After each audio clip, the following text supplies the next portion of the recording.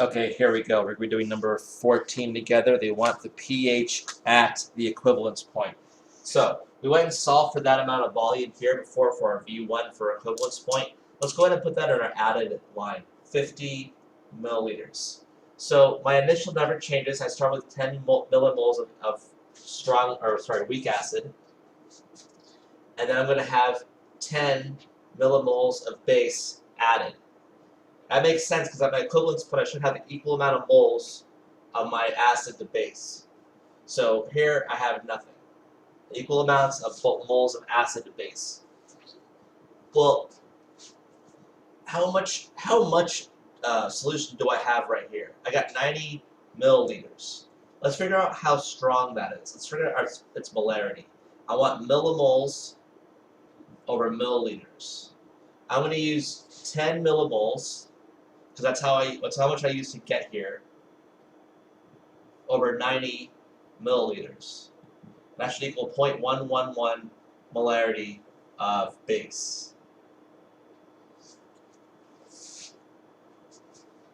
Since I'm right at the tipping point of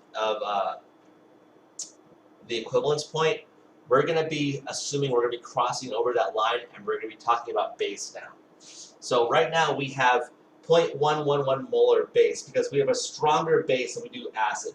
Even though we have equal amount of moles, the strength of this base is stronger. So we're going to have some sort of molarity in that solution of base.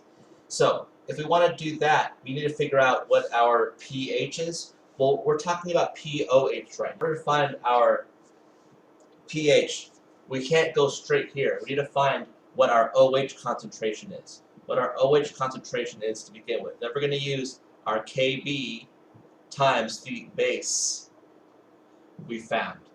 We find our Kb from our Ka. Let's go ahead and get rid of this. Remember we said our Ka is 3.5 times 10 to the negative, let's see, Ka was 10 to the negative 4. We know Ka times Kb equals Kw, and Kw is 1 times 10 to the negative 14. And we're going to solve for Kb, so we can go ahead and divide by 3.5 times 10 to the negative 4. So then we have a Kb equaling 2.86 times 10 to the negative 11. So we're going to go ahead and use that right here.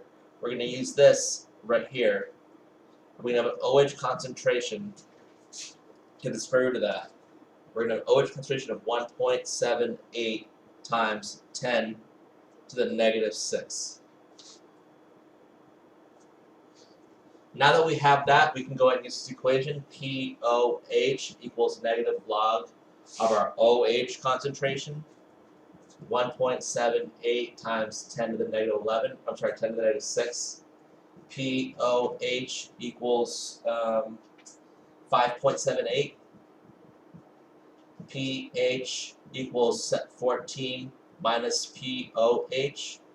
pH equals 8.22. That's how you do number 14. It's really interesting here. I want you to see this. Let's go ahead and talk about this pH 8.22. Let's just go ahead and draw that out really quick.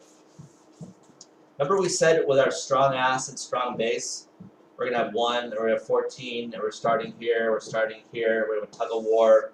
At the middle it's 7, and they always start you at the middle. So like if you have equal amount of moles of acid and base, then we're going to have a pH of 7. That's not what's happening here. That's not what's happening here. We do have a strong base, fine. Let's put them here. But we have a weak acid. Let's put them here. And let's draw our line. And where's the middle of that line? It's between 7 and 14. What was our pH? 8.22. That makes a lot more sense because this tug of war is unfair. It's not starting with the strong acid here. It's starting with a weak acid.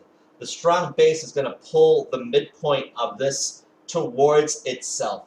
So if you have a strong base, weak acid, you can assume that your pH at your equivalence point is going to be between 7 and 14. It's going to be a little bit more basic because that strength of that strong base.